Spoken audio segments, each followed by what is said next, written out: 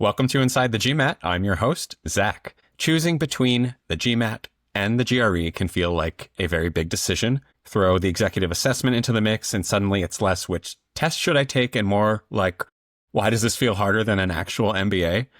Each test has its own quirks, its own structure, its own myths. So how do you figure out which one actually fits you? And I mean your background, your goals, your learning style, your career aspirations, of course. To help us break it all down, I'm joined by somebody who has truly seen it all when it comes to standardized testing. Charles Bibilos, founder of GMAT Ninja. Charles has more than 20 years of experience helping test takers succeed, and he's earned perfect scores on the GMAT, the GRE, the SAT, ACT, pretty much everything except the Hogwarts entrance exam. So yeah, Charles knows his stuff and he's here today. Charles, welcome to the show. Thank you so much, Zach. Great to be here. What's interesting about you joining the podcast today is of all the guests that I've had on the show, you're the person I think I know the best. We've done a lot of videos together. We've had a lot of meetings together. We've shared a lot about each other. You've roasted my GMAT score for a wonderful video project that you are the mastermind behind called Straight Talk with GMAC, which I'll definitely put a link to in the description of this episode, but is available for folks to watch. So yeah, I'm so excited to talk to you. I feel like it's just a chat between friends. Yeah, this is going to be fun. And we've done so many things on camera and recorded so much stuff. This will be a fun one. Is there anything else that our audience members should know about you other than that you're just like, I mean, I think of you as kind of like the GMAT daddy. That makes me feel old, Zach. Like the Gen Z kind of way. Fair enough. Fair enough.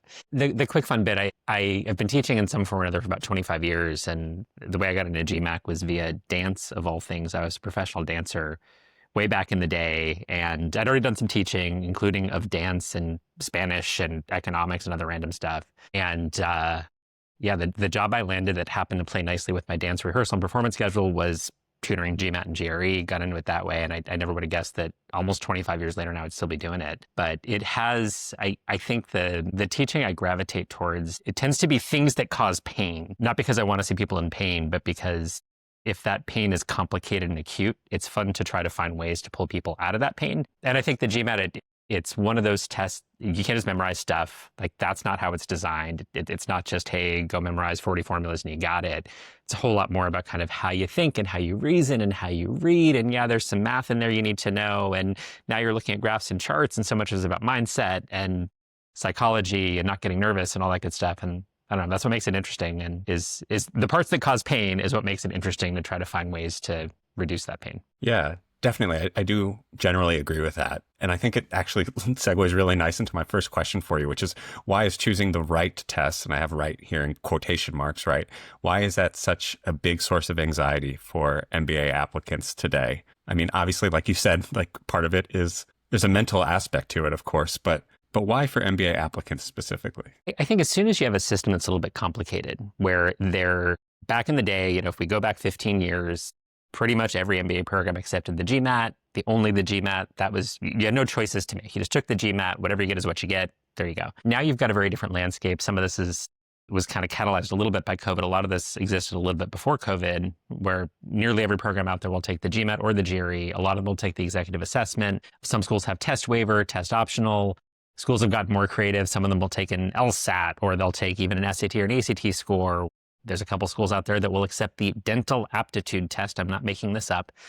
That's a thing. So if you happen to be a former dentist who's taking the dental aptitude test, there's a couple schools that will take it. So that's good. I mean, that flexibility is wonderful because schools don't want these tests to stop you from applying. Like if you might be an absolutely amazing MBA candidate, it's kind of silly if the choice of test is going to be the thing keeping you out, and if taking something other than the GMAT is going to give you a shot. I think policy-wise, it's wonderful. But where the anxiety comes in is if you're an applicant who isn't a natural test taker, or you don't love taking tests, or you feel like there's going to be a struggle there, and you go looking at the admissions website and go, well, wait a minute, I can choose from 2 things, 3 things, 6 things? Now, wait a minute, if I'm trying to figure out where I'm going to apply and I'm looking at half a dozen different programs and now I have all these different choices and maybe what choice I make of test changes where I apply, it becomes really complicated. So I think the choice is good, but sometimes with more choice comes more anxiety, and the decision itself of which exam to take ends up being part of the process that can be a little bit complicated and painful and time consuming. So maybe the question really isn't what is the right test to take. The question is really more like, where do you want to go? What do do you want your job to be? Which school will help you facilitate your career aspirations? I mean, is that how you see it? Is that how you sort of advise students? Yeah, you can't really separate or shouldn't really separate the decision of which test to take from the also very complicated decision of what programs really make sense for you and why. For example, we run into a lot of people who might be they're sort of in between sort of the executive MBA demographic and maybe the full-time MBA demographic. And they're thinking, well, maybe I want to keep my job and do something part-time or executive. Maybe I want to quit my job for 2 years and go to school. If that's a question at all, job number one is figuring out, well, what really makes sense for you? Because if you're going to apply for an executive MBA, there's this thing called the executive assessment, which is similar to the GMAT, run by GMAC, that is designed specifically for executive MBA programs. So sometimes we meet people who say, well, I'm not sure which test to take. And we start asking questions about admissions because that's really what it comes down to. In other cases, a lot of the decision, even if somebody is really clear about where they want to apply and which school they want to go to, a lot of the decision will come down to, well, hey, who are you as a candidate? Because if you're absolutely incredible for the schools that you want to apply to, and you're a super strong candidate based on your background, maybe we don't have to worry that much about getting a crazy high test score. Maybe it's fine to just get a score that's good enough to check the box and you can move on. For other candidates, we go, well, hey, got bad news for you. There's a ton of people who look an awful lot like you on paper. And so now you're going to want to strategize, how do you make this test really work for you in terms of admissions, and which exam is going to help you the most to power you in.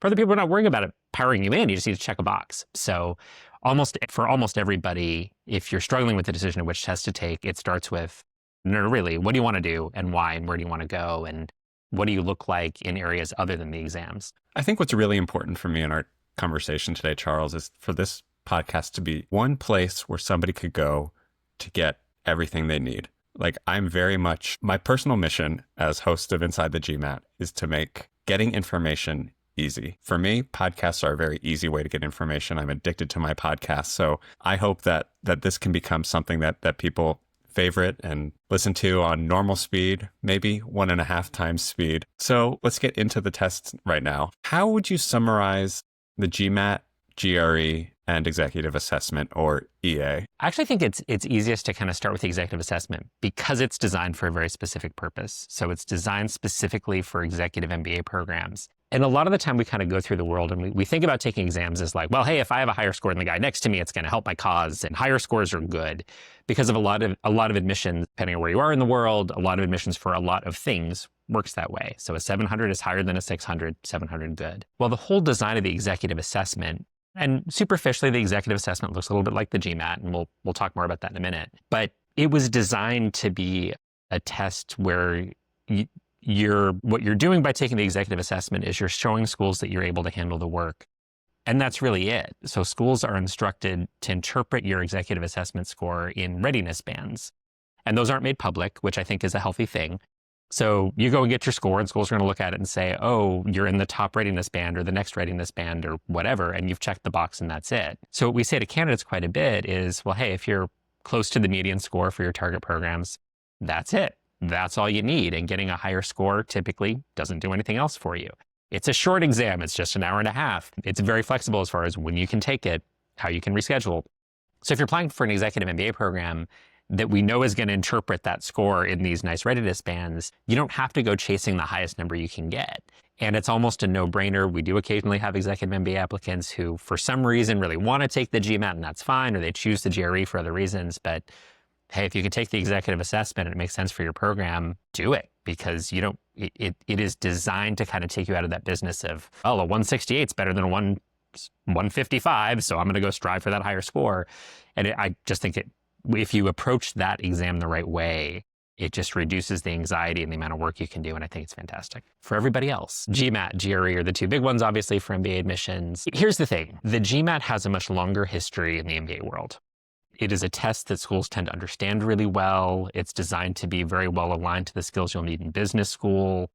Not to sound like a marketing person at GMAC, because I'm about to say all the reasons why you might want to take the GRE instead. But hey, it's the MBA test. It really is designed for that. It's very thoughtfully designed for that. So if you really want to go dazzle a school with an amazing super high score, that's probably your best bet. What we typically say to our applicants is if you can get an elite GMAT score in the context of where you're applying. So if you're applying to a school and the average is 600 and you can comfortably beat that 600, for example, go take the GMAT because schools understand what it means. Historically, they've been a bigger part of the ranking systems the GMAT has. So that's going to be the best thing for you. And it's also going to prepare you a little bit better. You're going to show up with skills that are a little bit more tailored to the MBA experience. Now, for everybody else, like what if you can't get a score that's elite, or you're worried that you can't, or you're worried it's going to take a long time, or you're going to suffer along the way? That's where the GRE can be a really, really good choice. It's different. The skills are different. We'll get into all those details in this podcast. But the behavior we typically see out of admissions offices is, well, if you can just get to a nice round number on the GRE, you kind of check the box and that's good enough. So if somebody really wants to power their way in, they want the test score to be part of what contributes to them getting in and helps kind of move the needle for them, an elite GMAT score is going to do that more easily than a GRE score, almost any GRE score. But if you're going to struggle to get that elite score on the GMAT, maybe the GRE is a better fit, especially for stronger applicants who in other ways are just going to be a great fit for the program. Go get a pretty good score on the GRE and move on. I feel like there's a lot of similarities between GRE and EA in terms of it being a readiness assessment. I think they occupy a similar role in admissions. I've been in conversations with admissions folks who've said, yeah, if somebody gets a 160 on the GRE, we kind of move on to other things and we don't think much about it from there. In that sense, I think it kind of occupies the same kind of role that the EA does. The problem is the EA is designed for that. And the GRE is, what is the GRE designed for? This isn't a bad thing, but it is literally called the GRE General Test. It is meant to be a general admissions test for graduate school in general. So it's testing your verbal and quant skills, but in a way that's going to cut across a whole bunch of different programs. And does it say anything super specific about your way, how well you process data, the way you might see it in business education? No, it doesn't do anything that specific. It's a general test and it's going to say, yeah, generally you are a good reader and somebody who's pretty good at math. And that's all it does. Sticking just to the GMAT and GRE for now, what are the main content differences between the exams? I mean, they both have a quant section. They both have a verbal section. But I know, and you know, that those two sections are pretty different from each other despite having the same name. Yeah. So there's a couple different directions we can go here. I think I would start by saying, here are the superficial differences, and then we'll get into the things that go a level or two deeper about what it really feels like to take these two exams. I think superficially you can go, well, all right, verbal on the GMAT is reading comprehension, critical reasoning. So if you're new to the exam, both of those are versions of you read a passage and you answer some questions about them. So half of the questions on the GRE verbal section, they call reading comprehension. Some of those questions resemble GMAT critical reasoning. But the essence is that all of your GMAT verbal score is going to be read a passage, analyze it, answer questions. Only half of your GRE verbal score is going to be read passage, answer questions on it. The other half is vocabulary based. So something called text completion and kind of a close cousin called sentence equivalence. They give you a sentence, there's a blank or a couple of blanks, and you have to fill in the blanks with vocabulary words that fit properly. A little more nuance to it, but that's the essence. So the sensation that most applicants get when they take the GRE for the first time, and for example, if we have somebody who's been working on the GMAT, they've been doing GMAT reading passages, and then they switch over to the GRE, they usually go, this vocabulary thing, it's horrible, my vocabulary is awful, this is nuts, what am I doing here? And it's because it gets really intimidating. And even for people who get crazy, crazy high scores, you're not going to know every word in every question. So there's a very jarring feeling when you see that half your score is going to be vocabulary based. It's like, whoa, I haven't memorized vocabulary words. There's another story about how I'm not sure that's the best way to improve on it. That's another story for another time. But the biggest difference there is, am I just reading or do I need to do a bunch of stuff with vocabulary? Superficial and not insignificant. It's a large difference, but that's sort of the very obvious difference between the two. Quant, the very obvious difference is that the GRE has geometry on it. Other than that, superficially, they're not hugely different. GRE has some differences in the question styles, but none of those are all that fancy. Essentially, hey, you've got two things. They both have math on them. Fine. GRE adds geometry to it. Here's what I would say, though, as we go a level deeper. Almost every topic that's covered on the quant section of the GMAT, the GRE covers it, but usually in far less depth. And what I mean by that is, so if you take something, for example, rate work problems that show up on the GMAT, it's not necessarily a huge chunk of the questions, maybe 5% of the quant questions, 7%, something like that seem to be rates questions. GRE, it's maybe a similar percentage. But there's so much more variety on the GMAT within that category. So rates questions on the GMAT, are more nuanced, they're more intricate, there's more variety to them. I'm not saying they're harder, I'm just saying that there's more variety. So you can't just say, well, I'm going to learn the 3 ways that the GMAT will put together rates questions. I'll memorize steps for those and I'll be good, because you could go and memorize steps for 30 of them. And what you're probably going to see on the GMAT is number 31 that's going to take components from those other 30 and kind of recombine them in some way. GRE, yeah, I kind of can say that there's only a few different ways that you're going to see rate questions, really 2 or 3, and we don't really see any deviation from that. Now, that varies from topic to topic, but what we almost always see, with a few exceptions, statistics is one of them, that I think the 2 exams are somewhat comparable as far as the variety. Again, geometry exists on the GRE, but on the GMAT, almost everything else, I can say, yeah, the GMAT has more variance in the questions. GRE is a little bit more, feels more mechanical. It feels more like math. Hey, here's the steps. Do I know the math? GMAT questions are getting combined in ways that feel more like logic puzzles. So you might understand the basics perfectly well, and that's going to be good enough for you on the GRE in most cases. And on the GMAT, it's, can you take those basics and solve more complicated problems with them? So that feel is very, very different. And for some people, the puzzlier feel is more enjoyable. Some people love taking the GMAT, believe it or not, versus the GRE, where they go, wow, this feels repetitive on the GRE. It's not that much fun, and I don't like geometry that much. What are we doing here? And they enjoy the challenge of the GMAT and the way the questions are put together. For other people, they go, wait, can I do the GRE and learn less stuff on math? Then how about I do that? And that's a totally fair reaction to have. It's been a while since I've taken the GRE, but something that I remember feeling was that this feels like a math test, and that's good and bad. Yeah. I think that's right. It depends on what you want out of the testing experience if you're a test taker. It was interesting years ago. This was, I don't know, 12 years ago, maybe more than that now. I got halfway through a PhD in education psychometrics, which is kind of the design of standardized exams, among other things, education policy stuff as well. Got halfway through a PhD. I was at an educational research conference. And it just so happened that somebody from GMAC was speaking at a panel on test design. And somebody in the audience asked something about, well, on the math section of the GMAT, and they continued on with a very technical question about something. And the very polite guy, psychometrician from GMAC, said, excuse me, sir, there is no math section on the GMAT. There's only a quantitative reasoning section, but please go ahead with your question. And at the time I was like, well, that sounded, he was very nice about it, but that sounded pretentious. What are we doing? And then I started thinking about it, and I realized that that's a really useful thing for test takers to think about. If it's just math, then I'm going to crank you through, and I'm coaching you, tutoring you. I'm going to crank you through a bunch of, hey, learn this formula, learn these steps. When you see this, do this. Are you going to be better at math if you have an underlying, a deeper understanding of how it fits together? 100%. But I can probably get you through a math test with more of a rote way of thinking.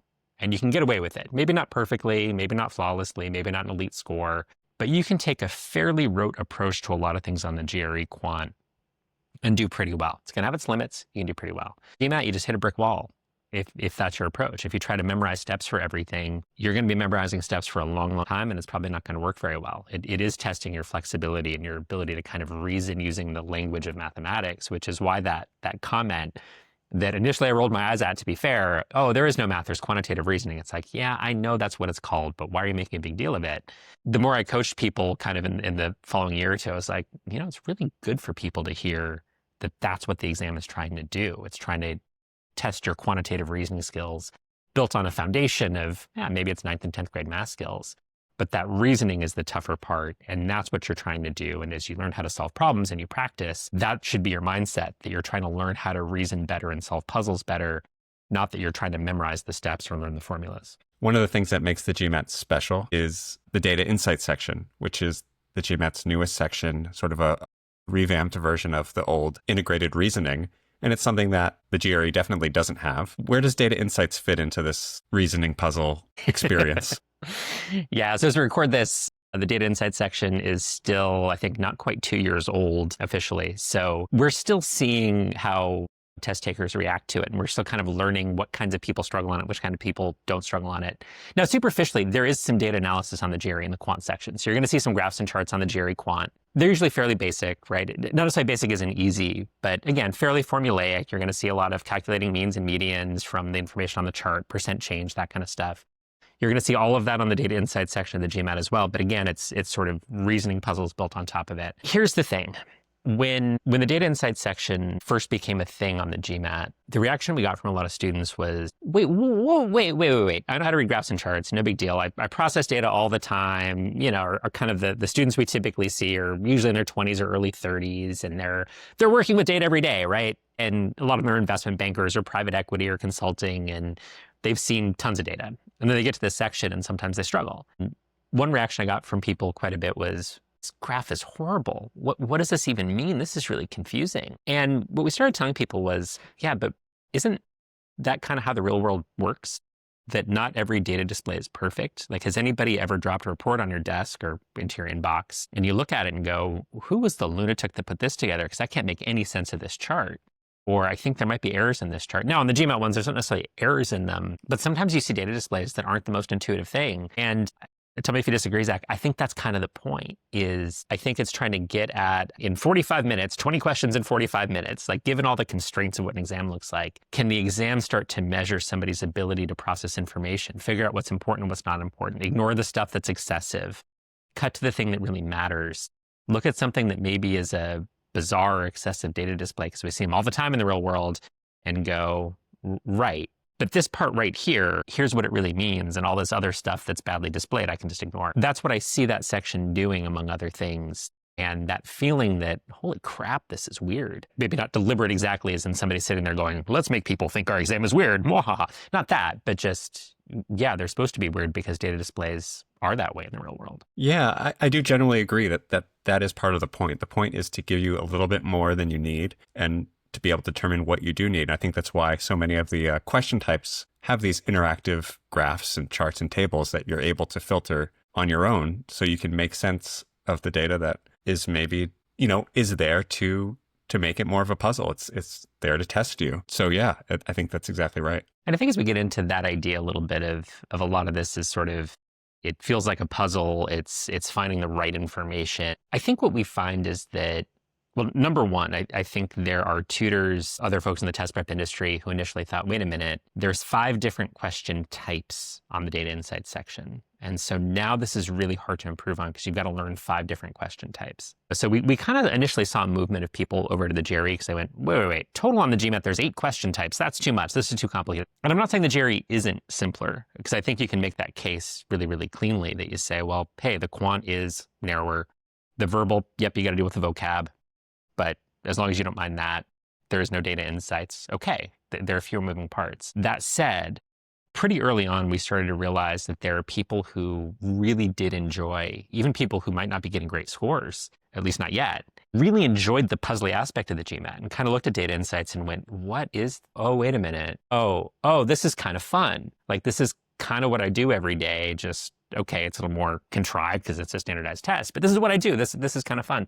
And I think the people we see who make really huge leaps, I think disproportionately really enjoy the challenge of punching through some of the weirdness and the puzzles. And even on quant, where it's like, I know this is just algebra, but I have to look at it from exactly the right angle to open up this question. And they enjoy looking at it from that different angle over time. So for what it's worth, I think there's a type of test taker who looks at the puzzlier elements of the GMAT and goes, wait a minute, that's kind of fun. Let's do this. I'd rather spend my time on this, even though it feels like more moving parts or whatever. It's not as narrow as the GRE, but this is kind of cool. And those tend to be our students disproportionately who are making the 100, 150, 200 point improvements. I think one of the best ways to get a high score on a high stakes exam is to approach studying for with an element of fun, with some optimism, with this idea of, hey, I am embarking on a challenge.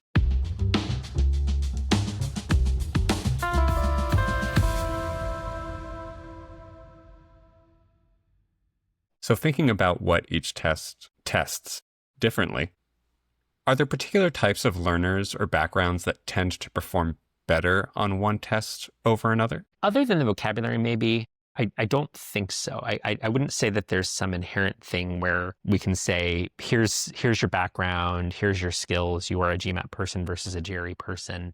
It's really tempting to go down that road, but certainly we don't make our recommendations based on that.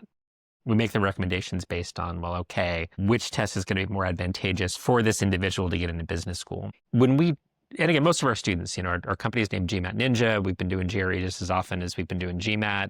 You can argue we've misbranded ourselves. Here we are. So most of our students come in starting with the GMAT. We don't see that many people off the street who say, I'm going to go to GMAT Ninja for GRE. But we do get a lot of students who start with the GMAT. They struggle, and we go, I think you're going to be better off taking the GRE. Those students tend to disproportionately be people who, you kind of have two broad categories, I think. The biggest one is people who are struggling on the quantitative aspects of the GMAT. It might be the quantitative aspects of data insights, but they're struggling in either the quant section or the quant-based data insights or both. And maybe there's something going on where as you get into sort of more multifaceted versions of certain quant topics, the student struggles to assimilate all of that.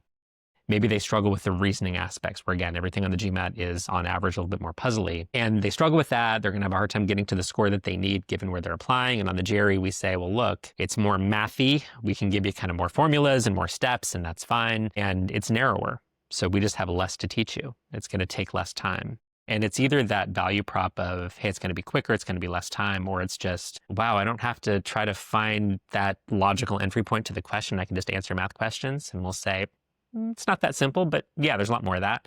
And they'll say, great. So I can study for a few hours for quant. And we'll say, probably, yeah. And they'll say, awesome, sign me up. So that's student type number one. Sometimes, oddly enough, we get people who, and I think we see this less on the current version of the GMAT than we did on an older one, where there's something about their reading or maybe their kind of processing of data on data insights, their ability to kind of connect intuition maybe, where we say, well, you're going to really struggle to get to the elite score that you need for what your goals are. And maybe it's somebody from a demographic where they have some reason why they need to be higher than the average, that there's whatever it might be. But we're seeing that they're struggling to get to an elite score because of their reading skill or because of their intuition skills on the data side. And sometimes we can kind of look at their performance on the GRE and say, you know, you're not going to get an elite result on the GRE either, but we think your reading is good enough and your vocabulary is good enough that we can get you just above that 160 mark, and that's going to be good enough. So type one is the quant folks who struggle to get to an elite quant level on the GMAT, where we're narrowing the playing field. Maybe they're short of time. That's often a factor. Hey, I've got to apply in 4 weeks. I lost my job. The round 2 deadlines are coming up. I've got 4 weeks to study. I'm not that close to my target score in the GMAT. Okay, we're going to switch to the GRE and say a prayer because we can get you through the content faster. So there's sort of the weaker quant folks that maybe are better off on the GRE. And then sometimes it's everything else where getting to that elite score, it's something about the reading and reasoning and the data analysis that's a struggle. And because we remove the data analysis by taking the GRE, sometimes it's possible to get into something that's just good enough on verbal, check the box, and they can apply with a straight face. I don't want to forget about the executive assessment in this conversation. And I think something that's interesting is since the EA made it onto the scene, year over year, it's been accepted more and more by full-time MBA programs, which I think is awesome, honestly. In what situation would you steer one of your students towards the EA instead of the GMAT or the GRE? Yeah, great question. I mean, the big one obviously is if they're applying to an executive program, but for people applying to full-time programs or non-executive programs, I think the EA, because of the way it's scaled and because of the way it's scored and because of this business of readiness bands, it's interpreted based on readiness bands. It has a little bit of that same role in admissions from what we've seen, you know, even for full-time programs. A lot of the same role as the GRE, where it's, oh, okay, this person's fine academically. That's what you get out of a 160 typically on the GRE. You're fine academically. We're going to focus on everything else in your profile. Typically what we see on the EA, even the best programs, we're typically seeing averages right around 155. You don't see anything a lot higher than that. I think I saw 156 once or twice. Very, very rare that you're going to see average EA scores any higher than that. I don't think I've ever seen any reported. So if a student can get around that range, fantastic. You've checked the box, we move on. For candidates who are applying to full-time or part-time programs, non-executive programs that accept the EA, we can kind of have that same conversation. Well, what's going to be easier? Can we get you to a 160 on the GRE? Can we get you to 155 on the EA with a fairly balanced score, 10 or above on all 3 sections? Then it's a question of which one is more advantageous to that applicant. If I had to say a general rule of thumb, I think it's that the EA, it's a little shorter. I think in those cases that we have seen that are choosing between the EA and the GRE, more of them tend to pick the EA. It's half an hour shorter. People like that very understandably. And that 155 for most people, unless there's just some overwhelming weakness somewhere, that 155 is not a crazy high bar to reach for most people. And again, we see exceptions, but the exceptions we've seen honestly are people who have so much work to do. It's almost always the quant, where the quant skills are just so phenomenally rusty. And I don't mean to speak badly of anybody because I'm thinking of about half a dozen students we've seen in the last year or two, most of whom have broken through, and I think 4 of them are at Wharton right now. For some reason, they keep going to Wharton. Folks who really struggle on their quant, and they show up and we go, you're going to get obliterated in your econ class. And we've got to get these algebra skills better anyway. So what's kind of cool about that, and this is what we want these tests to do sometimes, is the people who are really nowhere close to that 155-ish on the EA, typically there's such rust and such weakness in their quant skills. They're not going to hit a 160 on the GRE quant anytime soon anyway. We've got to get those skills up for them to be ready for business school. So long-winded way of saying, it's fairly rare that we see that choice between the GRE and the EA. When we do, we see candidates preferring the EA. And in cases where their EA score is nowhere close to that 155 mark that we see as the average at top programs, usually there's a really good reason. And remedying that is something that is worth remedying anyway. How do you remedy that? Well, that's the fun part for us, at least. I don't know about the students. But when we're talking about quant skills that are that shaky, where they're just nowhere close to the threshold they need to be at on the EA, that's where we're often talking about, it's not bits and pieces of exotic things. We're not talking about, oh, you haven't learned combinations and permutations or rate work problems. It's not that. Like if someone's that far away, it's algebra and arithmetic are a real struggle. So if you haven't done algebra in a really, really long time, you might kind of look at an equation and go, wait, what can I do here? What's legal? Exponents, for example, but multiply exponents, do I add the exponents or do I multiply them? And when I divide them, do I subtract them? And everything just starts going haywire in your mind. If you're looking at fractions and going, wait a minute, what do I do when I add fractions? What do I do when I multiply them? If all that's shaky, that's when you're going to fall way short of what you need on any of these exams, to be honest. And then we're just in the land of building or rebuilding basic math skills. And it's trying to recover the things you learned. Might not have seen it since early in high school. Might have been when we were 15 years old. We had a former chef who ended up getting into kind of corporate restaurant management and wanted to go get his MBA and switch careers. Really interesting guy. And he was in his mid to late 30s. He wasn't the most dedicated academic student when he was in high school. He hadn't taken a math class since 10th grade. It had been 25 years for him. And all this stuff was long gone. And it's not that he can't do it. It's that he'd forgotten all of it. Maybe didn't learn it very well the first time. Maybe didn't really worry about how it all fit together. So we spent a month or two really getting back into the basics. And it's great. And that's a guy that by the time we got through all that, obviously his goal was just to survive the executive assessment and get the score he needed to get into school. And he was able to do that. But you might argue that the more important thing was, and when he showed up for that economics class, that stats class, where he had to do a bunch of this algebra, he had it. So yeah, it's hard work. I think what we find is most people in that situation, you're not spending 2 years relearning algebra and arithmetic and fractions. It's a month or two, and that's fine. Speaking of time, how long in your experience do you think it takes to get a competitive GMAT score, GRE score, and EA score? Good question. The unsatisfying answer is it depends on your starting point. And I think the easiest way to think about it, some people are going to be really lucky and they're going to roll out of bed and they're going to get the score they need without any real effort. And good for them. I think what often comes into play when somebody's trying to choose which test to take, or they're just starting to eyeball this whole road in front of them, how do you think about what sort of gap is reasonable to close in what period of time? So I think a rule of thumb might be, hey, if you're trying to gain more than 100 points on the GMAT, you want to be ready for several months of work. It's going to depend on a lot of factors, right? Depending on where exactly your weaknesses are. Some things are easier to fix than others. But once you're at 100 points or more, be ready for months of consistent work. GRE, I'd say if you're above about 10 points of a gap you're trying to close. Again, of course, it's going to depend on where exactly you need to close that gap. If it's all quant, all verbal, it's going to change things. But just as a rule of thumb, 10 points is a lot. You probably are going to need a few months. Yay. I'm not quite sure what the equivalent is there because the score scale is a little bit different. But if your goal is a 155 and you're below 150, you might need to be prepared for several months of work. What's really hard about all of this, and if I could come up with really great rules of thumb, I would. But what's really frustrating is I think you can go and take a practice test. So if somebody's just starting, they're trying to figure out what to do, okay, go take a practice test for any of these exams that you're considering, see how you do.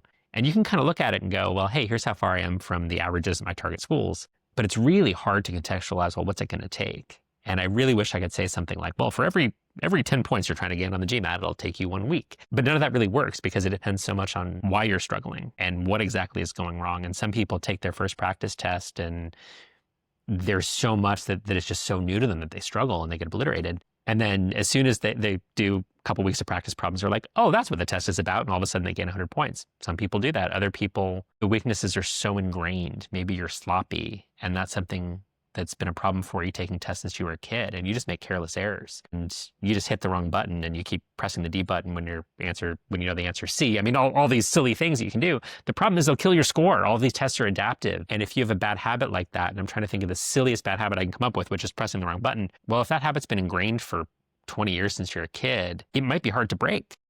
It might be something you can break really, really quickly if you break habits easily, but other habits for some people, yeah, it might take months and it can be really hard. So the sad reality is it's so hard to guess how much time any particular person needs. I think if somebody's listening to this and saying, whoa, I need to gain 150 points, is that possible? The answer is very emphatically yes. I just want you to be prepared for at least 3 months of work, might be more than that. What are some of the biggest myths you hear about each test? I think the biggest one on the GRE is geometry will crush me and vocabulary will crush me. And I think for most people, neither of those things are true for different reasons. Geometry, I promise you can learn geometry if you want to. If I'm tutoring somebody and they say, no, I don't do geometry. I don't want to learn geometry. I'm awful at it. Like, I can get you to be at least pretty good at geometry. You might hate me in the process of learning it, but you can be at least pretty good at it. It's very learnable. Vocabulary, the deal is that it doesn't hold you back as much as it might seem. So almost everybody reacts to the GRE and says, this vocabulary is horrible. It's so hard. It's so rough. And if you're still performing well enough on those questions and your approach to the questions is really good, you don't necessarily need an amazing vocabulary to get to that threshold you need. Let's say it's a 160 on verbal. Those are the two really big ones on the GRE. GMAT, I hear so many. There's dozens and dozens of myths out there. I think one of the biggest ones surrounds the adaptive scoring, where we hear people say every possible variation of, oh yeah, I've got to get the first question right or else the wheels will come off, or I've got to get the first 5 right, or I've got the first 10 right, or else it's going to be awful. So the biggest one is whatever you've heard about the adaptive algorithm, when it turns into something that's absolute, I've got to get the first 5 right, or the first 10 right, or the first 5 matter more, you're probably getting something that's taking it way too far that's going to mess with you. Your job is to allocate your 45 minutes on each section as optimally as you can. That means skipping stuff sometimes or guessing and moving on from stuff that's hard for you. And every time I hear a myth around the importance of the first few questions or a myth around how the algorithm works, it almost always leads to a misallocation of time. And just think of it as, hey, if I've got, let's say, 20 data insights questions in 45 minutes, my job is to figure out how to spend those 45 minutes best. And that probably means not digging in too deeply on all 20 questions. I've got to let some go when I'm overmatched. I'm glad you brought that up because I do want to highlight that this is a passion of yours. I mean, obviously the work you do is something that you're very passionate about, but you're so passionate about dispelling myths and making sure that people are just focused on doing the best that they can.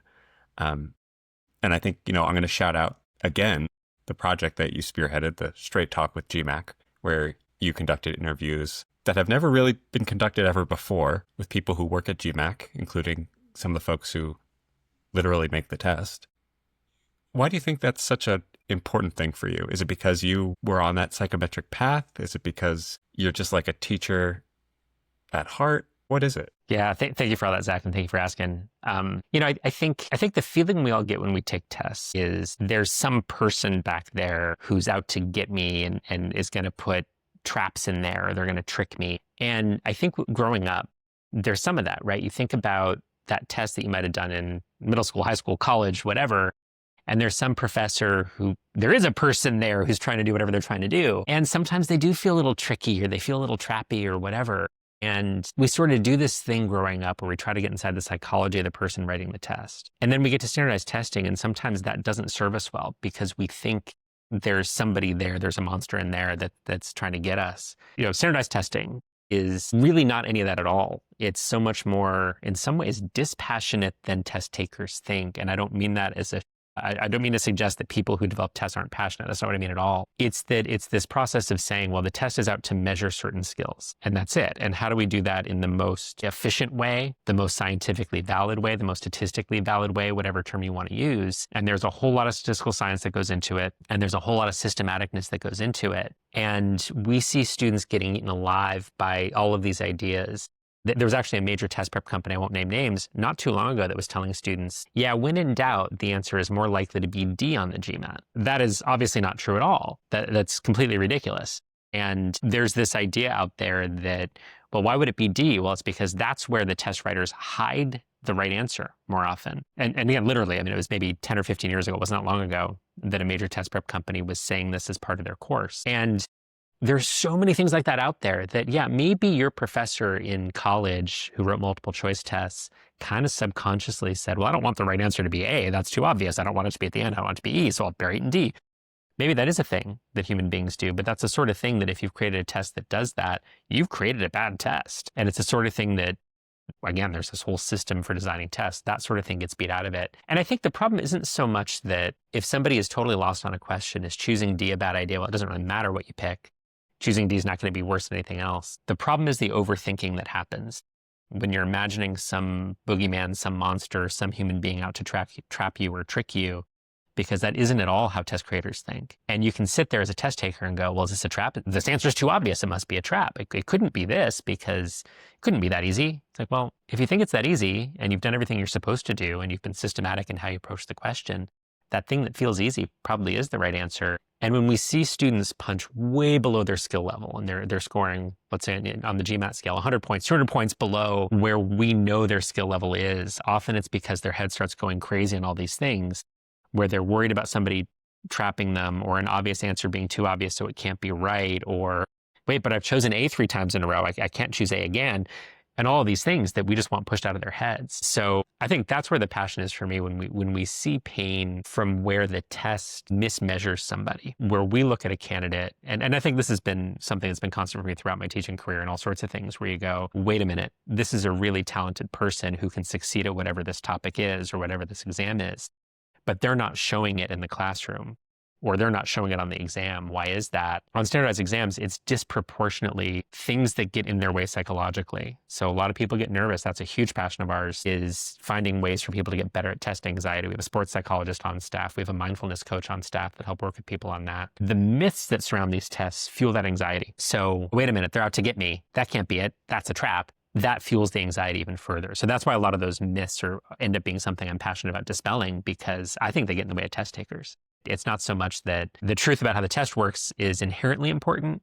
It's that if that gets somebody to think about what they really need to do, which is just answer the question in front of them as it's intended and block out all the noise. If kind of being more transparent about how tests are designed gets test takers to just approach it in a purer way and not go down some crazy spiral psychologically, that's where things get better for those test takers. What do you think is the most underrated test taking tip? Take care of yourself physically and mentally and have a good time occasionally. We see people who just study and study and study and study and they cram. You can't cram for any of these exams. EA, GRE, GMAT, doesn't matter. You can't cram for them.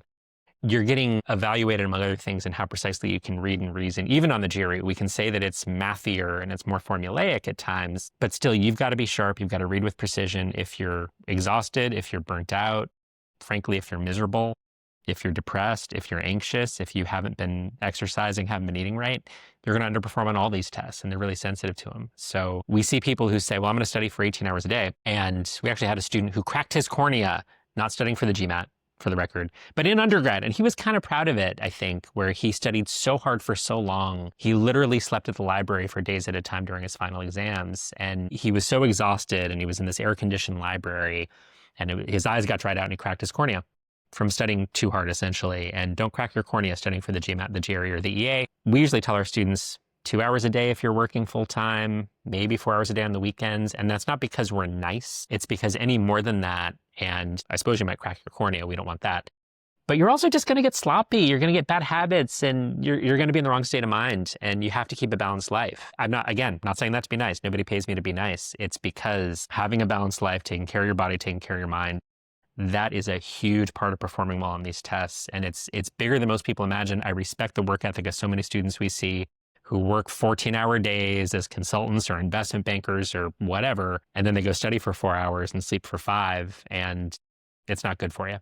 Get some rest. Where can people contact you if they want some help approaching the GMAT, GRE, or EA? GMATninja.com is probably the easiest place. You can also find us on our YouTube channels. Pretty easy to find. So GMAT Ninja on YouTube, GRE Ninja if you want GRE videos. Charles, thank you so much for joining me. I feel like we've just scratched the surface on all of this, and I can't wait to have you back. Thank you so much, Zach. Always a pleasure chatting with you about this stuff.